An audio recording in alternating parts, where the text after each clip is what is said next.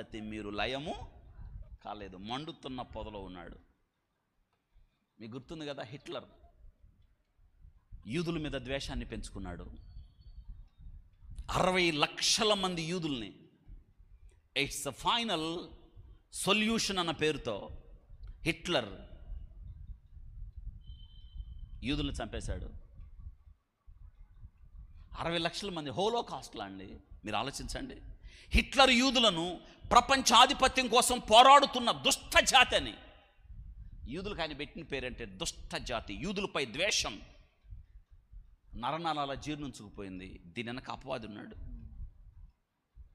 జర్మనీలో చాటింపు వేశాడు, యూదులు దుర్మార్గులని, వాళ్ళు బ్రతకడానికి అర్హత లేదు అని, యూదులు దుష్టజాతి అని. 60 లక్షల మంది యూదులను చంపాడు. చివరికి యూదులు నశించిపోలేదు. హిట్లర్ రెండో ప్రపంచ యుద్ధంలో ఓడిపోతున్నప్పుడు హిట్లర్ యొక్క సేనలు, నాజీ సేనలు రష్యాకు పట్టుబడుతున్నప్పుడు తుపాకీతో కాల్చుకొని చచ్చిపోయాడు.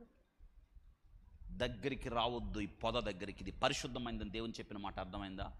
యూదులతో ఎవరు పెట్టుకున్నా, ఇశ్రాయేలుతో ఎవరు పెట్టుకున్నా బ్రతికిన దాఖలాలుండో, గెలిచిన దాఖలాలుండో. జోసెఫ్ స్టాలిన్ రష్యా నియంత 1922 నుండి 53 వరకు మరణించే వరకు communist party Soviet union central కమిటీకి ప్రధాన కార్యదర్శి. ఇట్స్ వెరీ డేంజరస్ తెలుసా. ఈయనకి యూదులంటే ఎంత ద్వేషమో తెలుసా. ఒక పథకం రచించాడు 1953 సంవత్సరం మార్చి 1వ తారీఖున. క్రెమ్లిన్, మన పార్లమెంట్, మనం పార్లమెంట్ అని ఎలా అంటామో రష్యా పార్లమెంట్ అని ఏమంటారంటే క్రెమ్లిన్స్, శాసనసభ అన్నమాట. 1953 సంవత్సరం మార్చి 1వ తారీఖున ఈయన పార్లమెంట్ హాల్లోకి, క్రెమ్లిన్లోకి వచ్చి ఒక ప్రకటన చదివాడు. ఆ ప్రకటన ఎంత విషాదమో తెలుసా. ఆయన చదివిన ప్రకటన సారాంశం ఏమిటంటే, మార్చి 1వ తారీఖున చదివాడు. ఏం చదివాడంటే, మార్చి 9వ తారీఖున 30 లక్షల మంది యూదుల్ని, అప్పటికి యూదులు ప్రపంచంలో చెదిరిపోయి ఉన్నారు. క్రీస్తు శకం 70వ సంవత్సరం టైటస్ యెరూషలేమును కాల్చివేసి నాశనం చేసిన తర్వాత, యూదులను ఓసుకోసిన తర్వాత ప్రపంచంలో చెదిరిపోయారు. రష్యాలో అప్పటికి 30 లక్షల మంది యూదులు ఉన్నారు. ఈయన చదివిన సారాంశం ఏంటో తెలుసా. యూదులు మన దేశంలో ఉండడానికి వీల్లేదు, 30 లక్షల మంది యూదుల్ని మనం ఓచుకోతకోయబోతున్నాం. ఎన్నో తారీఖు అంటే మార్చి 9వ తారీఖున 30 లక్షల మంది యూదుల్ని చంపేయబోతున్నాం అని పార్లమెంట్ హాల్లో చదివేశాడు. రెజల్యూషన్ పాస్ చేశాడు 1వ తారీఖు. ఆ ఒక్క ప్రకటన చదివి ఇంటికి వెళ్ళిపోయాడు. గుర్తుపెట్టుకోవాలి, 1953 మార్చి 1వ తారీఖున శాసనం చేశాడు. ఎన్నో తారీఖున చంపేయాలని?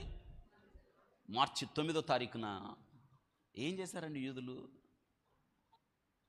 యూదుడు ద్వేషించబడ్డాడు, యూదుడు అణిచివేయబడ్డాడు, చంపబడ్డాడు, నరకబడ్డాడు, కోయబడ్డాడు, అత్యాచారానికి లోనయ్యాడు, దోచుకోబడ్డాడు, నలకొట్టబడ్డాడు. కానీ సువాసనగా ప్రపంచంలో ఎగిసిపడ్డాడు. యూదులతో పెట్టుకున్నవాడు ఎవడు బ్రతకలేదు.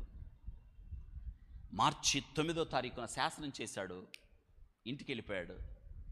1వ తారీఖు శాసనం చేశాడు, 9వ తారీఖు చంపాలనుకున్నాడు. కానీ 2వ తారీఖు శాసనం చేసిన తర్వాత రోజే జోసెఫ్ స్టాలిన్ గుండె పట్టుకున్నాడు, చచ్చిపోయాడు. మీకు ఒక ఆసక్తికరమైన విషయం ఏంటో తెలుసా. యూదులను చంపాలనుకున్నాడు, ఎన్నో తారీఖు, అదే రోజు ఆయన సమాధి చేశారు. ఇది యూదులకు ఎస్తేరు గ్రంథం పట్టి పూరీము పండగ. శత్రువుపై పగ తీర్చుకొనుట, శత్రువు మీద ఆధిపత్యం, శత్రువు నలగదొక్కుట. ఆ దినాన రష్యా చుట్టుపక్కల ఉన్న యూదులకి ఇది పూరీము పండగ. అందుకే యూదులతో ఎవరు పెట్టుకోవద్దు. అందుకే దేవుడు అన్నాడు, పొద మండుచుంది కాలిపోలేదు.